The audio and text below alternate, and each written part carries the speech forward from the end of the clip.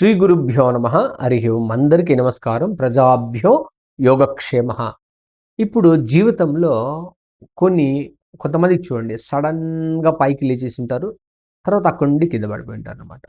తర్వాత మళ్ళీ అక్కడి నుండి లేవడం, మళ్ళీ కింద పడిపోవడం. కొంతమంది బిజినెస్ ఆరంభంలో బ్రహ్మాండంగా చేస్తారు, మధ్యలో ఆగిపోతుంది. కొంతమందికి ఏమవుతుంది, పెళ్ళి అవుతుంది, పెళ్ళైన తర్వాత బ్రేకప్ అవుతుంది. పెళ్ళి బ్రహ్మాండంగా జరిగి ఉంటుంది, అది బ్రేకప్ అవుతుంది.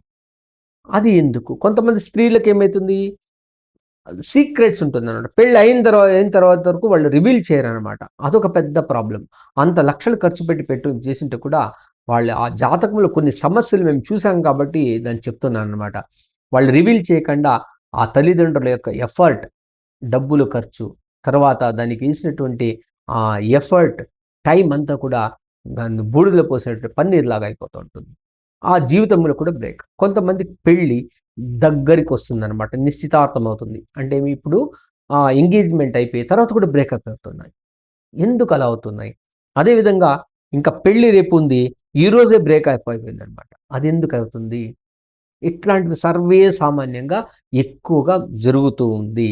ఎందుకలా జరుగుతోంది? జాతకాల్లో దాన్ని కరెక్ట్‌గా పరిశీలించాల్సొస్తుంది. అది ఇండివిడ్యువల్ జాతకంలో ఎలాంటి దోషాల వల్ల మేము కొంతమందికి చెప్తామనమాట. ఈ అమ్మాయికి పెళ్లి చేసేకి ముందు కుంభ వివాహం చేయండి.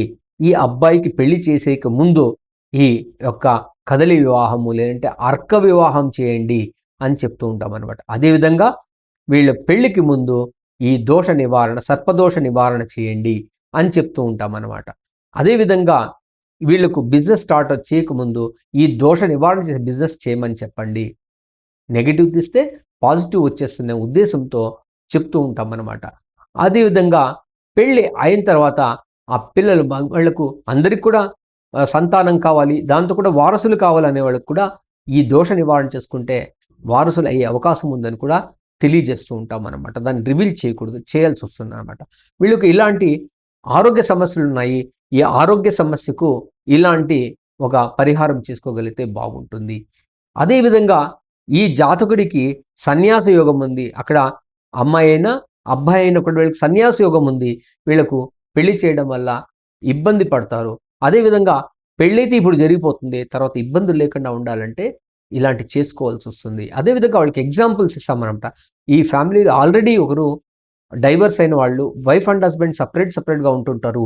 ఇవంతా చూడండి అన్నప్పుడు అవునని చెప్తూ ఉంటారన్నమాట. చాలా వరకు ఇట్లాంటివన్నీ కూడా దోషాలున్నప్పుడు ఈ యొక్క కర్మదోష నివృత్తి చేసుకొని, ఈ యొక్క సెట్ బ్యాక్ చేసుకోవడం వల్ల ఖచ్చితంగా లైఫ్‌లో వాళ్ళు ఒక స్టాండర్డ్ లైఫ్ కంటిన్యూటీ ఉంటుందని తెలియజేస్తూ, మీకింకా డీటెయిల్స్ కావాలంటే పర్సనల్ కాంటాక్ట్ చేయొచ్చని తెలియజేస్తూ, సర్వే జనా సుఖినో భవంతు, సన్మంగళాని భవంతు.